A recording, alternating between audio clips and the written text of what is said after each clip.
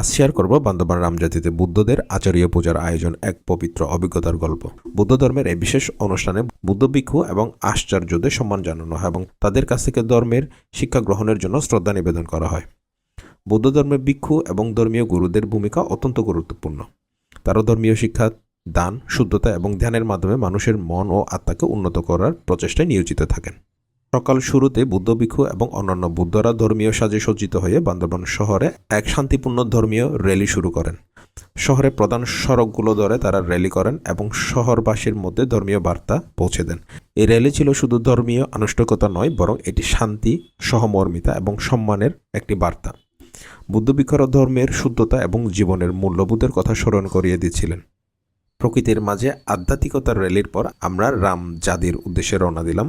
রাস্তার দুপাশে সবুজ পাহাড় আর স্নিগ্ধ বাতাস আমাদের মনকে প্রশান্তি দিচ্ছিল। দূরের সোনালী চূড়া দেখা যাচ্ছিল, যা আমাদের মনে এক অদ্ভুত শান্তি এনে দিয়েছিল।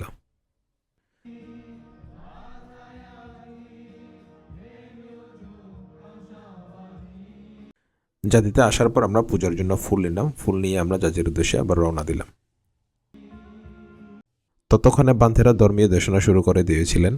সেখানে তারা বুদ্ধের শিক্ষা এবং মানবতার কল্যাণে কাজ করার গুরুত্ব দিয়ে আলোচনা করছিলেন। কিছুক্ষণ ধর্ম দেশনা শোনার পর আমরা উঠে পড়লাম। ততক্ষণে প্রচণ্ড খিদে লাগছিল।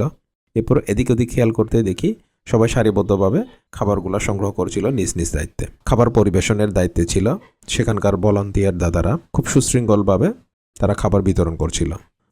খাবার দাবার শেষ করে আমরা পূজার মণ্ডপ দিকে আসছিলাম। ততক্ষণে এখানে ধর্মীয় সঙ্গীত পরিবেশন করা হচ্ছিল। পূজার সমাপ্তি ঘোষণা হলে আমরা রামজাদি থেকে বিদায় নিলাম।